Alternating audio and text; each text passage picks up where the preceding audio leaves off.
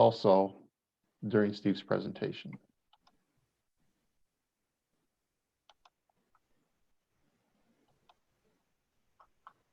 Okay, Steve. So I did throw together a PowerPoint. I thought that gives some visual aspect to my presentation. So I'm gonna share my screen here real quick. Hopefully you can. Are you able to see that? Should just be a slide with Family Search's logo on it. Okay. Want to start with a little background. Some of you may already know some of this, but for those of you who don't, Family Search was organized in 1894 as the Genealogical Society of Utah. Some people don't know we're the same group, just had a name change. So we just celebrated our 126th birthday. We started microfilming in about 1938, and since 1938 to present day, we've amassed a collection of about 2.5 million rolls of microfilm, which have been stored in our vault here in Salt Lake City. Around the year 2000, we started digitally photographing records, and we started weaning ourselves away from microfilm. As microfilm became harder to get and started becoming obsolete, we started switching over to digitally photographing records. Again, I pointed out we changed our name in recent years to Family Search. And for those that don't know, we are a nonprofit organization. We're funded entirely by the Church of Jesus Christ of Latter-day Saints and volunteer efforts. That's what fuels the work that we do. Today, we have over 5,000 family history centers around the world. Perhaps some of you have visited one of these centers. The most notable one is here in Salt Lake, but they're everywhere. Some of them are teeny tiny, one room, one computer setups in buildings, but we have 5,000 different places around the world you can go. We call family history centers. Some of these numbers are off a little bit because of COVID. COVID's kind of changed things, but when things are normal in the world, we have over 300 full-time digital cameras all over the world photographing records. Those cameras do about 175 million new digital images of records every year. Today, we have just shy of 6 billion images of records online on our website. We have over 1 million registered indexers, but of those million indexers, there's 125,000 that we would consider active. So we have quite a crowdsource of indexers, 125,000, and on average, they index about 1 million names every day. And today we have 8.2 billion names indexed that are on our website.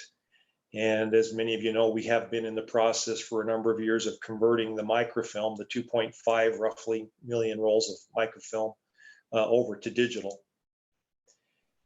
I threw this little graphic in to show you the progress of that film conversion.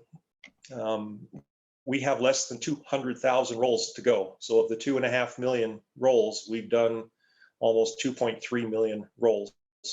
We've converted to digital, and there's just under 200,000 to go. At the trajectory that we're on right now, we expect by fall of this year, everything in the vault, all of the film would be completely converted to digital.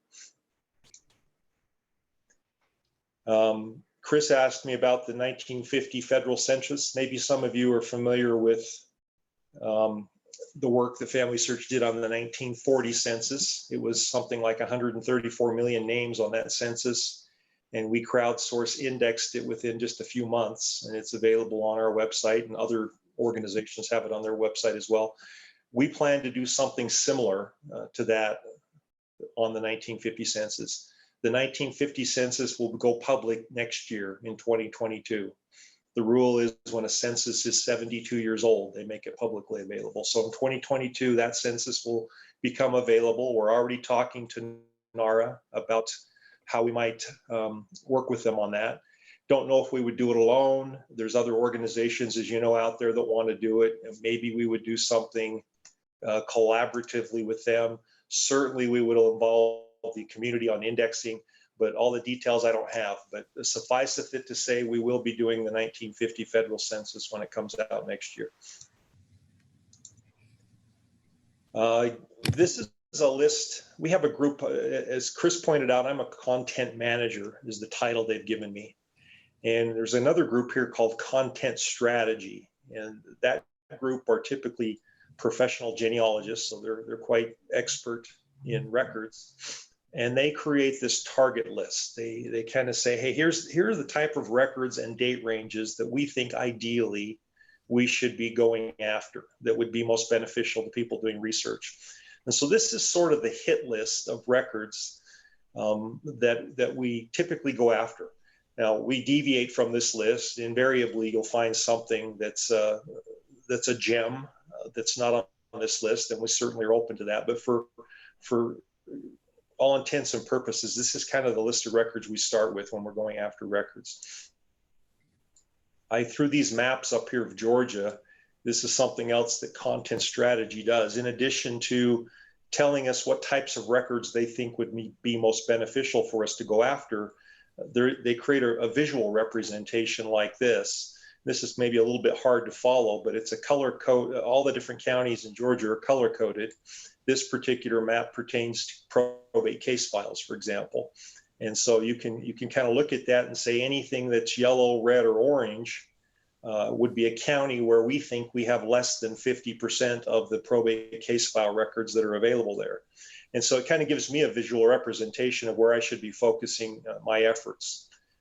And that one's for probate case files. Here's one for marriages, for example.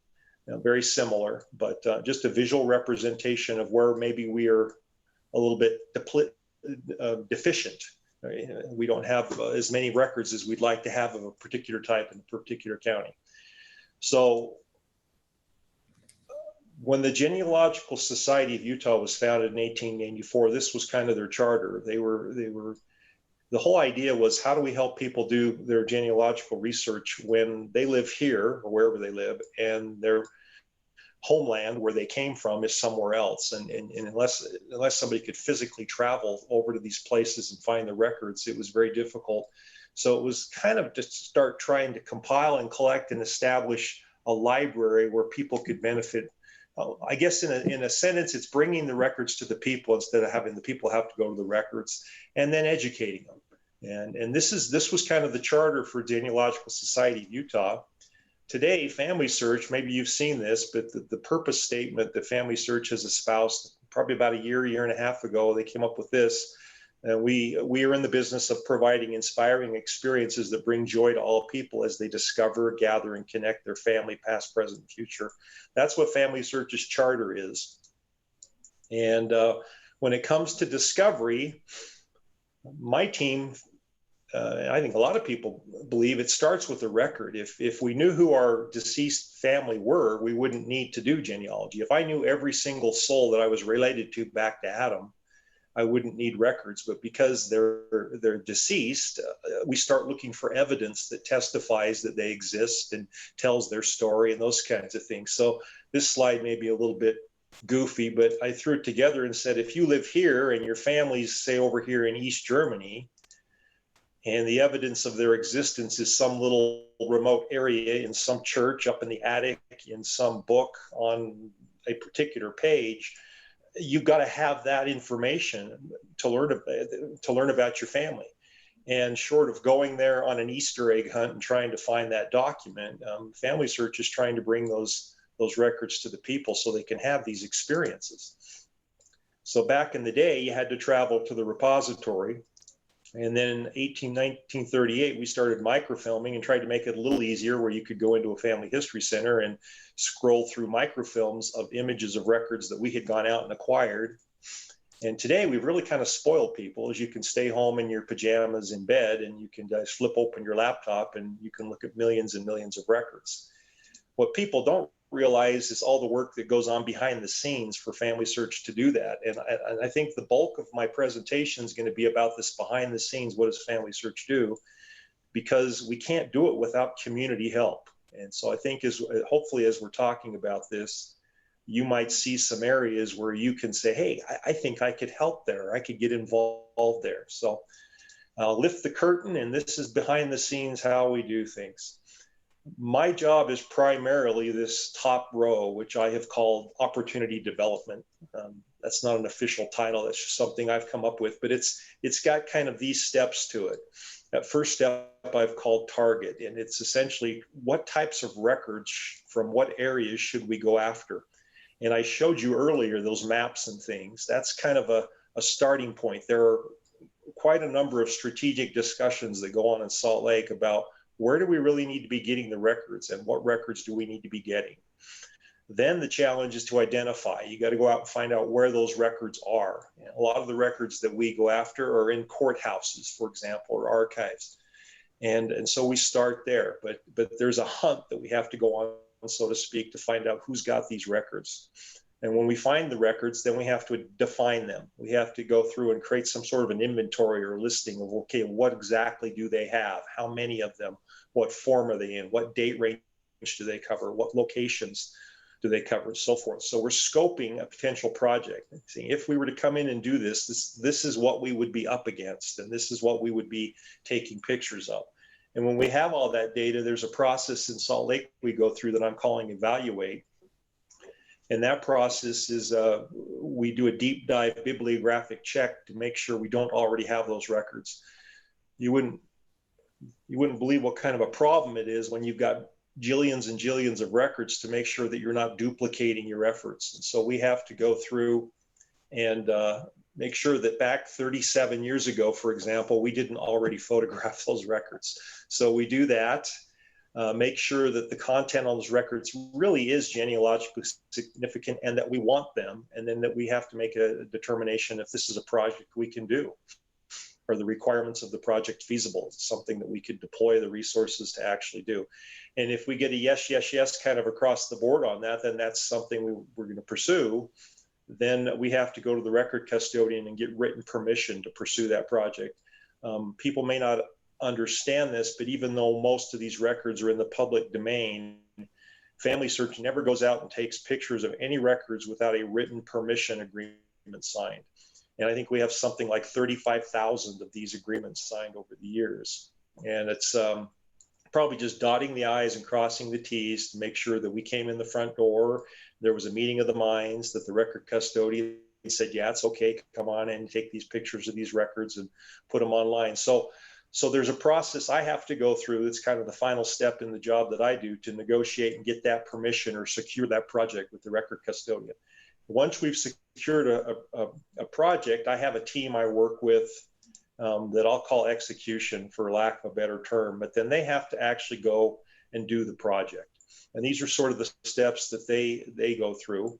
Oftentimes, before we can effectively take pictures of these tens of thousands, hundreds of thousands of records, there may be some preparation that's required. I don't know if you've ever seen probate case files, for example, but often they're tri-folded and they have fasteners in them. And so they're a pain to try and take pictures of until somebody comes along and flattens them, removes the fasteners, and gets them all nice and tidy in a pile so that we can rapidly take pictures of them. So there may be some preparation work that somebody needs to do before we can even go and take those pictures. And then we have to come in with our camera equipment, and almost always do we do these projects on site. We don't ask that the record custodians send their records to one of our facilities. We come to them. I think they like that the records never leave their custodianship. They don't risk that they get damaged in transit. So we come and we set up there. We try to find a place that's off the beaten path where we can set up our equipment. It's not where a lot of public will be. We don't want somebody to come in with their 5-year-old children and they play with the camera and mess it up. So we're usually down in the basement or up in the cellar or somewhere out of sight, out of mind with our equipment, taking pictures of records. Once we've taken the pictures, there's some processing that needs to be done. We audit the records, make sure that the images are good quality. There's some metadata and organization that goes into it, and then they have to be electronically ingested into our servers and our system. And once we have them all ingested, we've determined they're good quality, everything's hunky-dory, then there's some value add. And some of that you're familiar with. It's indexing the records and doing other things to make them more usable before we provide access to them and put them online. So that's a whole process that goes on. And then we're enabling this word discovery, where people sit down, flip open their laptop, start doing their genealogy, and they have access to records, and they can see stories or add stories or memories and hints and create trees and so forth. And this bottom line is typically what most genealogists are familiar with, but they just don't know all of this other work that goes into making that feasible. So how can communities help? Well, this top row again is sort of my job. And when it comes to targeting, we have this standard list of records I've shown you that we typically go after. It's difficult for us to go identify where they are sometimes because we are sometimes 2,000, 3,000 miles away. There are over 3,100 counties in the United States. And in those counties, they could have a county clerk, a recorder, a probate court, a museum. They could have 5, 6, 7, 8, 10 different places that these records could reside. And so, it's possible that there's 20 or so thousand places, 25,000 places in the United States, for example, that have records.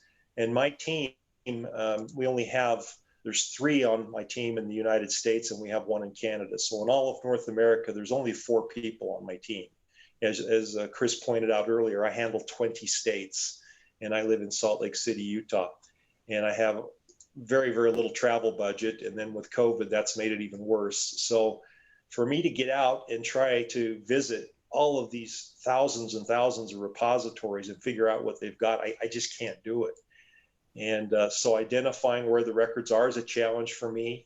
Defining, actually seeing the records and being able to create an inventory or a listing of what they've got, that's hard to do. I often find I'm having to do it over the phone.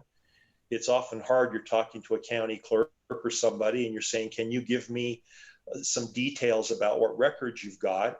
Sometimes they know quite well what they've got and can give you that information. But very often I've talked to a record custodian who really doesn't know, or says, well, there's a whole bunch up in the attic that I've never looked at in some boxes.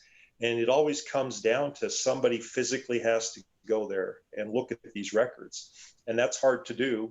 And so we often rely on local people, ask if they can go be our seeing eye dog, so to speak, for that.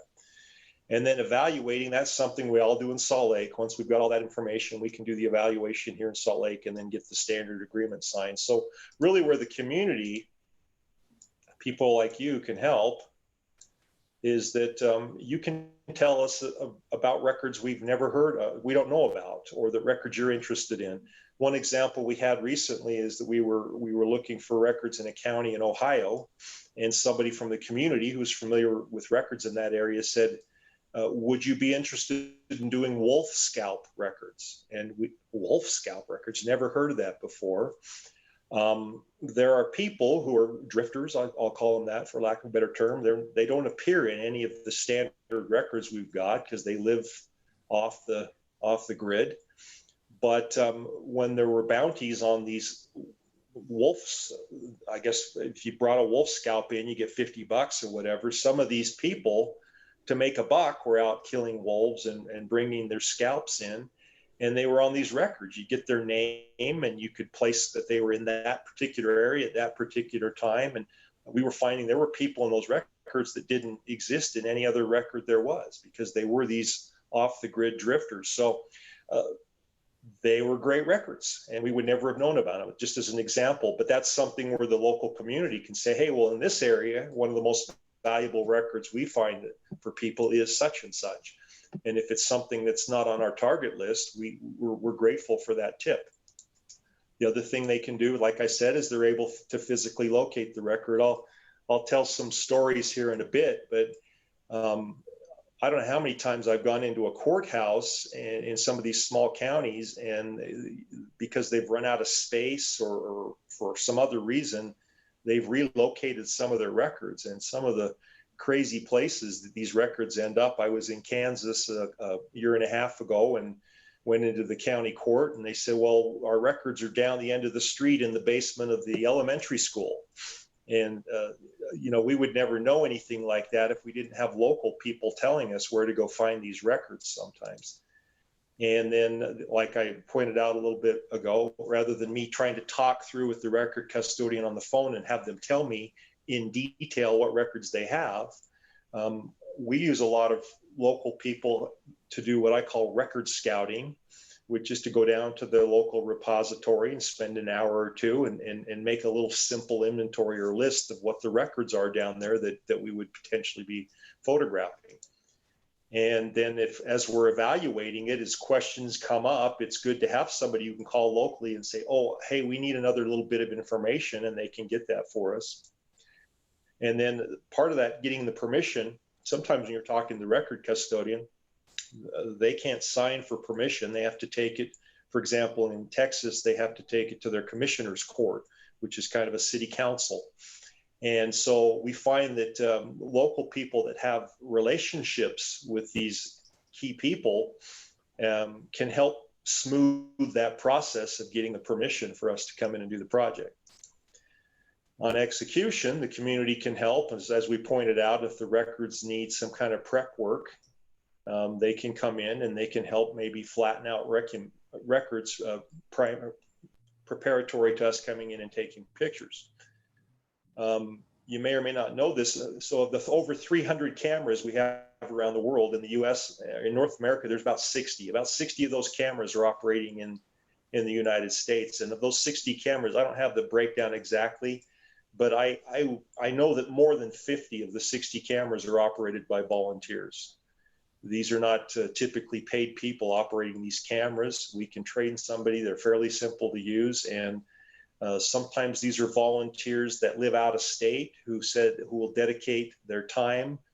You know, we get all the time retired couples, for example, that live in, say, Florida or California or New York or anywhere, and they say, we would like to serve in our church. We call it serving a mission.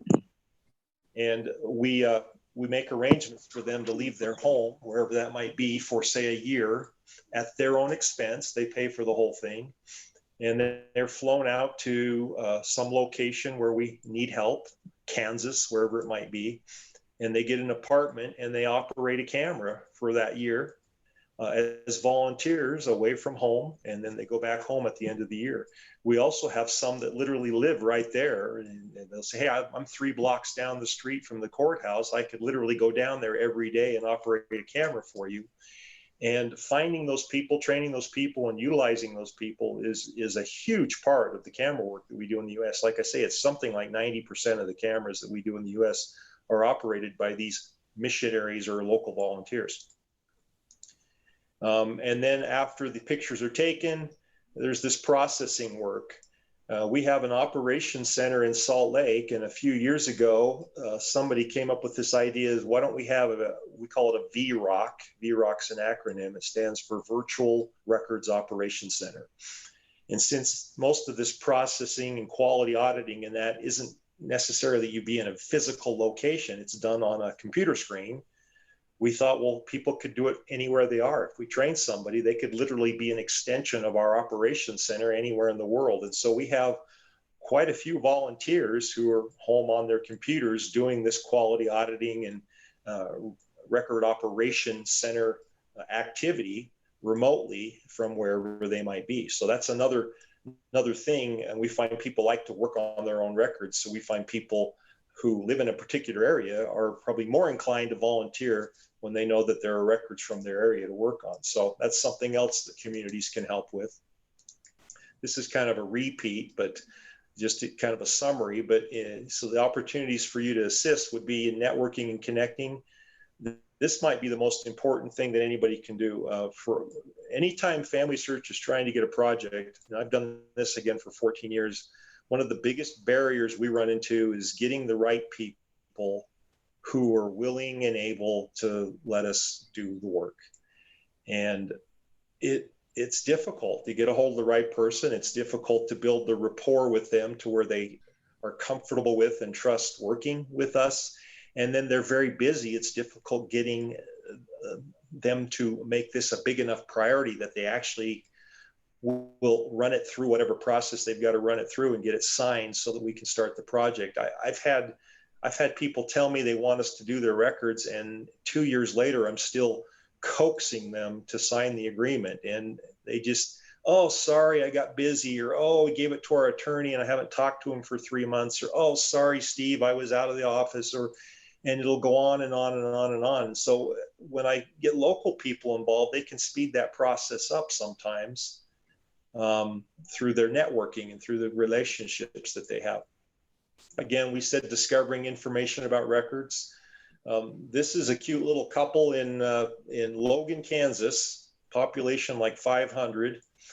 And they go around to the courthouses. These are real pictures I took. I went out there to visit them once, and they go into these courthouses, and they are so friendly, and they make contact with these county clerks and get in their good graces, and then they comb through the records and see what they've got, and they provide that information back to me.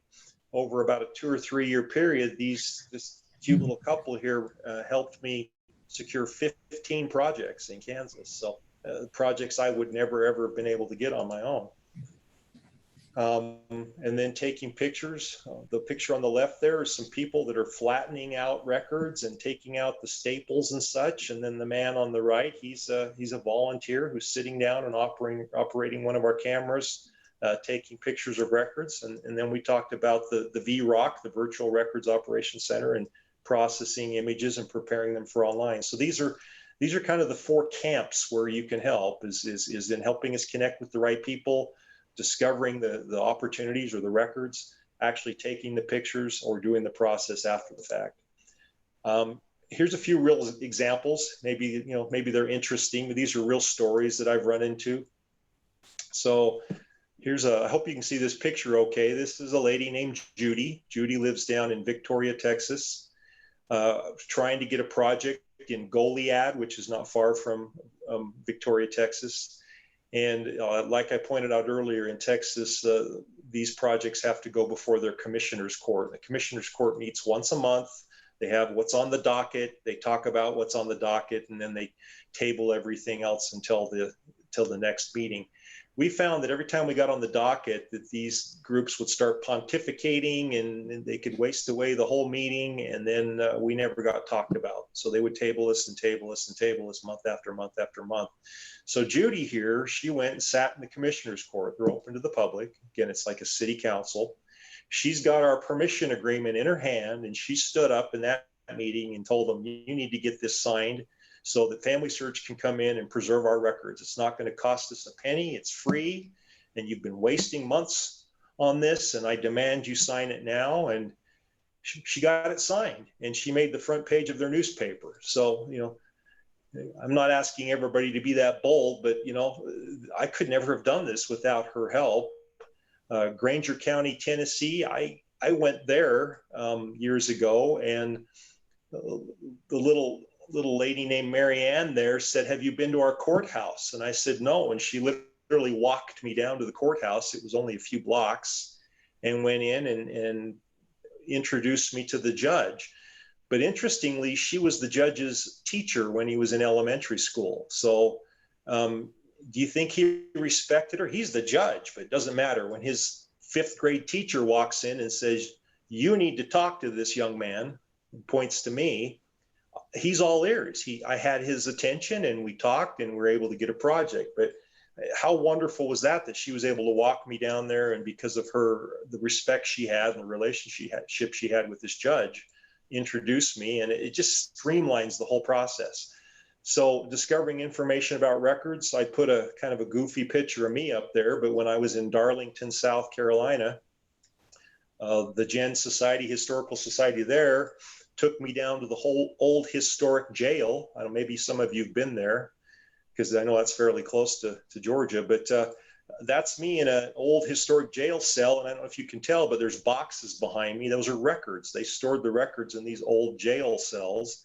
And I would never have known that, other than this local person took me down there and showed me that there were records in an old historic jail, literally in the cells. Rutledge, Tennessee, that red building there, that's an old abandoned high school. When they built a new high school, they left this other one standing, but it was condemned, nothing in it. And because it was empty, they decided that they would store records in the auditorium of that high school. And as the building sat empty, maybe you can see in the pictures, there's holes in those windows. The kids got bored, they walked by, summer break, and they're out on the street. What are we going to do today, Bob? I don't know. Let's throw rocks through those windows. So they're throwing rocks through these windows. And now the birds are coming in, and they're making nests in these records. And a local person discovered this, and she rescued the records out of that auditorium and moved them all over to her garage. And then she's, oh my gosh, what have I done? Now what do I do? And called us, Family Search. And anyway, long story short, we ended up going in and digitizing those records. But again, I would never have found those records if somebody from the community who wasn't passionate about them didn't find that they were sitting in an abandoned high school auditorium and rescued them. Gonzales, Texas, we were at the courthouse, and a local person let us know that 3 miles down the street, they had a Walmart go out of business, and the city council was letting them use that abandoned Walmart business or building as a overflow for the county courthouse. So the county courthouse had quite a few of its records 3 miles down the street in an abandoned Walmart. And I would not have known that except somebody from the community brought that to my attention. What records do they have? This is Marty Adams. Again, I told you about her. She would go courthouse to courthouse to courthouse, go down in their basement and just comb through these stacks and stacks of records and make lists for me of what they had. And it was so easy for us to go in and do these projects because she had done all of this record scouting work ahead of time. And this is her doing it in Osborne County, Kansas, for example. Preparing documents. We secured a project in Shelby County, Tennessee, which is Memphis. So it's a big city, big area. And I think it was 2 million of these probate case files. And we looked at that and thought, how are we ever going to do 2 million of these boxed up, folded probate case files? And the community came along and started helping flatten them, get them ready. And we were able to put a camera in there, and there was enough people in the county, enough people in the community flattening them that they were able to flatten them and quick enough that it was kind of a concerted effort. They were flattening them, and then the camera was taking pictures, and it was we had enough help from the community that we didn't ever have a bottleneck. They were flattening them at a rate that was fast enough for the camera to keep up. And it worked just wonderfully. And then the picture below is a gentleman in Nebraska, volunteer, working one of our cameras, taking pictures at one of the courthouses there. So these are real examples. It just shows how people in the community can help us find these records, identify these records, connect with the right people, and then actually do the work. I had this one final story. I was telling this one to Chris, and he wanted me to include it. But I think it's kind of a cool story because it shows how all the pieces connect together and how what one person does actually ends up benefiting another person. So that's me in Salt Lake City. And there's the Adams in Logan, Kansas. I told you about them. And they're out scouting records and doing all kinds of stuff. And they love what they're doing. They've secured 15 projects, like I said, in about a 2 or 3 year period. And they went to a genealogical conference in Kansas City, and some lady from Tulsa, Oklahoma named Charlotte met them in Kansas City. And the Adams were telling Charlotte about what they were doing. You know, guess what we're doing? We're record scouts. We go out and do this and this and this and this. And Charlotte said, well, I want to do that too. And they said, well, call Steve Waters. So out of the blue, I get a call from this woman, Charlotte. And she says, the Adams said they're record scouts, that they're doing this fun work up in Kansas. I'd like to do it down in Oklahoma. And she says, but I want to point out that my husband's retired from American Airlines, and I can fly anywhere in the world I want. So if you need me somewhere other than Oklahoma, I'll go there. I can go anywhere. Just let me do some work for you. I think it was that same day, my colleague John was talking to me, and he says, Steve, guess what? He says, I just found that there's a potential opportunity in Gallipolis, Ohio, to do some records, but I need somebody to investigate what those records are. And we don't have the budget or the ability to just jump on a plane from Salt Lake and fly out to Ohio. So his thought was, I've got to find somebody that can look at these records out in Ohio and see if that's something that we would be interested in. I said, John, I just talked to a lady in Oklahoma, said she can fly anywhere in the world. Let's call her bluff. So I called Charlotte, and I said, Charlotte, you want to go to Ohio and look at some records for us? She said, done. And literally the next day she was on an airplane. I mean, literally. And she flew out there. Now, Charlotte's maiden name is Myers. And when she got out there and met the record custodian there, the record custodian's last name was Myers as well. And they had the same spelling. I think it was Meyers. And so they started talking. This kind of peculiar. They both had the exact same last name, same spelling, found out they were related. And so they had this kinship that they built almost immediately. And together they went and rummaged through all these records and found out what was there. And we were able to secure that project. And we took pictures of these records in Gallipolis, put them online. Success story. But then that's not the end of the story. Back in Salt Lake, this lady, Raylyn, she comes into John's in my office one day and she says, I want to tell you about a very cool family history story that happened to me. She said, I have my great grandparents in my tree, but I can't find their parents. I can't find my great grandparents. And I've been trying for 4 years to find them. And she said, last night when I was doing my genealogy, those names were in my tree. I don't know who put them there. I don't know how they got there. But my first thought was, it must be a mistake. I haven't been able to find them in 4 years. How could anybody else have found them? She says, but upon further investigation, I found that these names that they had put in the tree had sources attached to them, documents that proved that these were legitimate people. And she said, these were documents from some goofy place in Ohio called Gallipolis. And as a result, I was able to continue my research and find something like 150 more names last night. So she'd been stuck for 4 years, and now all of a sudden she's having this wonderful success of finding more names because the log jam was broken because these two names were found, and they were found because of some records in Gallipolis. Charlotte doesn't know Raylyn, and Raylyn doesn't know Charlotte. These are totally unrelated instances. Well, now Raylyn has caught fire, and she wants to pay it forward. So she actually goes to Norton, Kansas, and operates a camera for a project that the Adams helped me get. We had Roots Tech, not this past February, but the one before in Salt Lake. And I was at a booth. I was manning a booth in Salt Lake, one of the family search booths. And just out of the blue, here comes Charlotte. And she walks up to the booth and says, Steve, hi. I said, oh, hi, Charlotte. And I was talking to her. And I don't think it was a minute later, Raylyn came to the booth and was talking with somebody else at the booth. And I said to Charlotte, I said, Charlotte, do you remember when I told you about that lady who benefited from those records you went and found in Ohio? Remember that story I told you about that? And Charlotte said, yeah, I remember you telling me about that. And I said, Charlotte, turn around. I said, there she is. And these two women met for the very first time. They embraced and wept. And there we all are together at Roots Tech. But hopefully from this story, you can see how all the different pieces of where somebody from the community got involved. And by virtue of the fact that they knew somebody, or they found some records, or they operated a camera, or whatever the case may be, there were a number of people that benefited as a result of their efforts. And that to me is the beauty and the magic of the community getting involved in this work. That's all I have. I've saved time so that if you want to chat further, ask some questions, I'll do what I can to answer them. But thank you very much for letting me present. There's my contact information, by the way, too. If you have an epiphany next week and want to call me or send me an email, feel free to do so.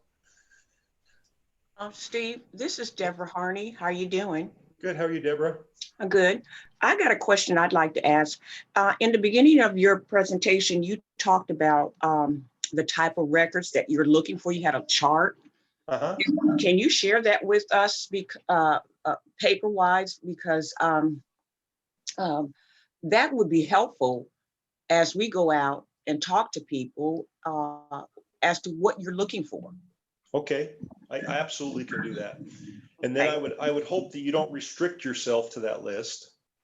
Because Okay. you see something else you think is interesting, like these Wolf Scout records, for example, let us know. Say, hey, there's something else I've seen that it's not on your list, but you might want to look into it.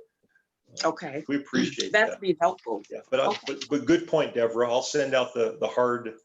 Can I send it to one location and it's disseminated, or what's the best way to? You can send it to Chris, or you can send it to me. Okay, and then it'll get to everybody from there. Okay. Yeah. Okay, I'll do that. Thank Keep you. going. Anything else? I have a question. My name is Stacy Cole. I'm from the Coastal Georgia Genealogical Society, which covers coastal Georgia. To what extent should we be coordinating with a family history center locally, or would it be through you? You don't need to coordinate with the Family History Center at all. Okay. Yeah, Okay. that's the short answer to your question. Okay. Everything that Family Search would go pursue would come through me. Okay. They're more of a delivery arm. Somebody's there that turns the key to let you into the building so you can play on their computers and do research. And they've done research themselves, so they're kind of experts and can teach you a thing or two. That's really kind of the extent of what they can do. People used to go to those. I don't know, you may know this, but people used to go to these family history centers to get copies of our microfilm. And just so everybody knows, we don't do that anymore. It's totally discontinued. You may already know this, but you cannot get film at these centers anymore. That was another value that they offered, but yeah, that's not happening anymore. We don't do anything with film, especially where we're so close to having absolutely every bit of that film in digital. So that's not a value or an offering that they can do anymore. It's just a place to go to do research on their computers and get their help and their expertise. Also, I'll point out that because, like I pointed out, all of the records we get are governed by some permission that we've obtained. We do have records we've obtained where in the permission that the record custodian has imposed on us, there's a restriction. And they've said you cannot show these on your main website to the entire world, but you can show them through your research facilities. And so some people go to family history centers because they can see records there that they can't see at home. That's another value, is that they may have records that are available through our website there that you can't find at home. But that's really the purpose and the extent of what a family history center does. They don't make any decisions about pursuing records. They can't deploy any of the resources to go take pictures, nothing like that. Thank you. Hi, Steve, this is Chris. I have a question concerning going out to FamilySearch.org and looking up a certain county in Pennsylvania. Let's say I wanted to go to Scranton, Pennsylvania, which is in Lackawanna County, Pennsylvania. How easy is it to get to that site? So let's see, I'm going to share my screen again, I guess, here. Sorry, Steve. I got to do a little finagling first here, just a second.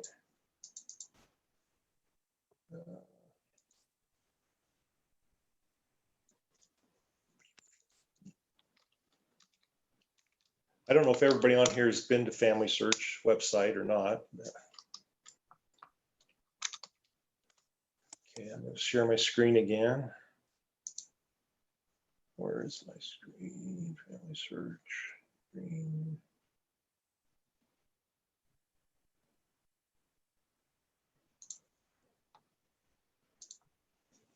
So are you seeing our website pretty much? Yes. Okay, so if you go to our website and then you see search here, when you click on search, there's a different ways you can search. You can search for records, but doing what you talked about, I would go down to catalog. When you go to catalog, you'll notice the default is it pops up as a place. And so I've forgotten already, but the place that you wanted to search was Scranton. And we do it from biggest to smallest. So it would be United States, and it'll fill that in automatically. Pennsylvania,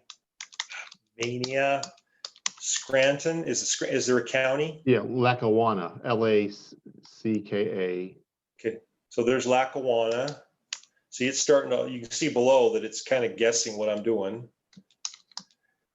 And then if you want to go more granular than that, then it's comma again, and then you're going down to a city. It's like Scranton. And it's not finding any records that would be specific to the city. See, it's saying no matching places. So it looks like as granular as I can go is Lackawanna. on my search. And what it'll do is it'll pull up. Did I mess up? I may have messed it up. I'm going to go back and punch in Lackawanna again.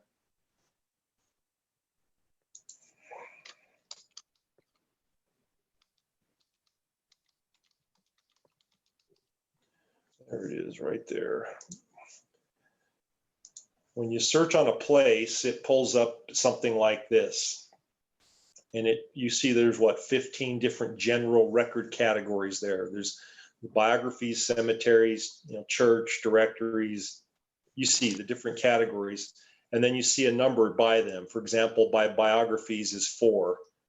So let's go down to vital records. And when I click on it, it says I have 2. You see the 2? The 2 says there are 2 different collections of vital records from that place that Family Search has.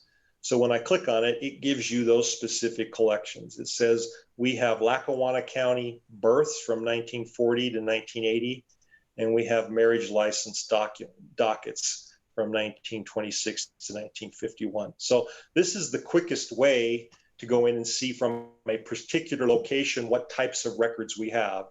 And if you don't want a vital record, then you can come up to biographies, and those are the 4 biographies we've got. Or you can go to whatever else. Probates, we've got one type of a probate record, and it's this.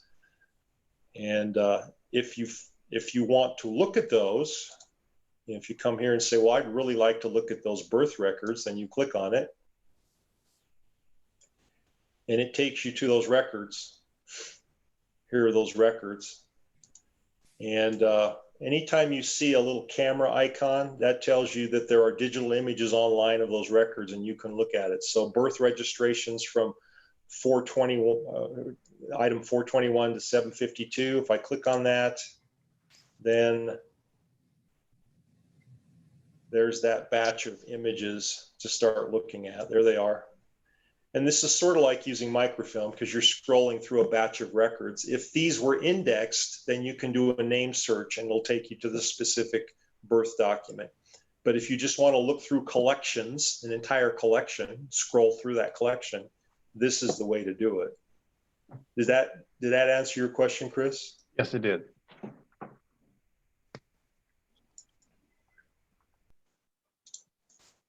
Anything else?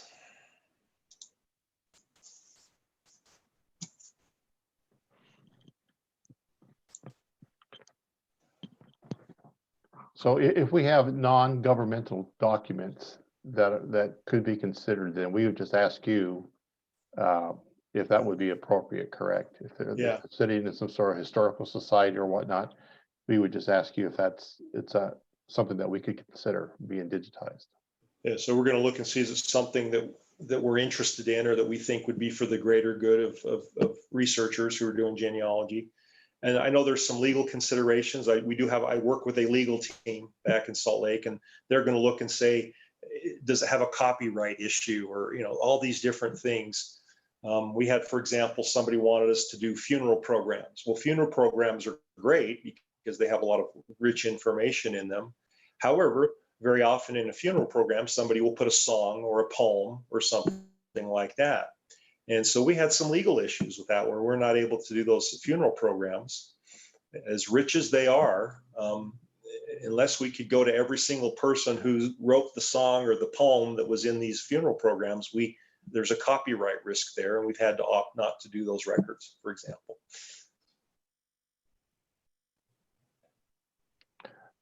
Do you have family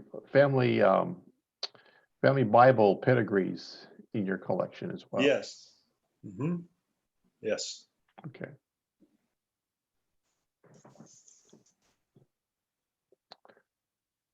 Okay. Any other questions from anybody? Somebody else asked if I could send those maps as well. So I'll send that the target sheet that shows the types of records we're typically interested in. Mm-hmm. And I'll also send those maps that you can have a copy of those. And we have maps for all different types of collections. That I just used an example of probate case files and marriages there. I think they're There may be some maps for deeds and a few other records as well, but I don't know. I'll have to see. Okay. Well, what about records that someone else had filmed? That somebody else's what? I'm sorry. That someone else had went in and filmed. Oh, okay. I was in Jasper County, Georgia this past week, and I asked if the church had been there, and she said no, the University of Georgia had been there and had recorded their records. Okay. So we have, if you remember, I said we had about 60 cameras roaming around North America taking pictures of records. We've also got 3 or 4 microfilm scanners. Now, all the film scanning that we're doing in the vault, converting the film in the vault to digital, that's being done at the vault. But we have some very high-end, sort of portable microfilm scanners that we can send out and convert film to digital on site. I know Ancestry and some of these other organizations will offer that, but they make you take your film, pack it up, and send it to their facility in Lehi, Utah. And then they'll convert it to digital and send the film back to you. I have had so many people who are reluctant to send that film anywhere. It's oftentimes the only copy in existence, and they're afraid to death, and rightfully so, to put it in the mail to somewhere and hope that it'll come back. So something we do that I don't know anybody else does is we will physically come to your location with our machinery, and we will convert that film to digital right there on site. Your film will never leave your facility. So if somebody has film of records that are of interest to us, we can do that. It's actually much cheaper for us to convert film to digital than to take pictures of the originals. So if they've got good quality film, it saves us money to convert it to digital versus taking pictures of those originals. And it's an incredible benefit to them because it's free and it's done on site. And I don't know anybody else out there that's doing that. So I don't know if that answers your question, but yeah, if those are good records and it's good filming and they're interested, we don't want their film. We'll just come and convert it right there at their facility, and they keep the film, and we'll put those digital images online and give them a copy for free as well. Thank you. Yeah.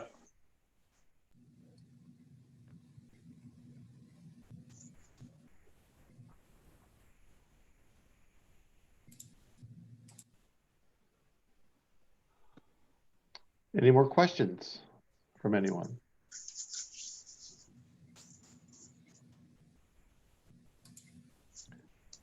No. Well, we do have a tax record, Rockdale County Tax Commission records that will be digitized hopefully this quarter. Steve, how soon will camera work be available in our area if you have enough work to do? So I can't give you an exact number on that because this is like, if you can imagine the logistics of you've got 60, sorry, playing around here. You've got these 60 cameras floating around the US. And of course, right now with COVID, I think it's 32 of those cameras are operating or something because we can only go places that are open. But let's say they're all operating and then you get a project somewhere. Well, then there's a logistic issue of we have to look at, okay, what camera is coming available next and where's the next project? And I know I'm not making sense. There's a lot of variables. When is the next camera available? Hopefully that's close to that project because I don't think we'd take a camera that was in California on a project and ship it to Georgia. But if we had one that was working in South Carolina and it was going to be done in 3 months, we might say, okay, in 3 months when it's done, we'll move it down the road to Georgia and start that project. So it depends on a number of things. It also depends on when the record custodian will let us in. They have all kinds of reasons why they say, well, voting's coming up. We don't want you here until after voting's done, or we're going through a renovation, so don't come till next spring. And so we have to kind of find a time that's good for them that also matches when we have a camera available. We try to get there within 6 months after they sign a project. We try to do that. I've had some, it took us a couple of years to get there. That's terrible, but in best case scenario, we try to get there within about 6 months. And we try to do it at a time that's convenient for the record custodian. And most of them are in no hurry to have it done. So to wait 3 months, 6 months, 9 months, I don't find many of them really have a problem with that. They're more worried about it being done at their convenience than they are hurry and get here and get these done. So I don't know, but yeah, it's not an exact science. Okay.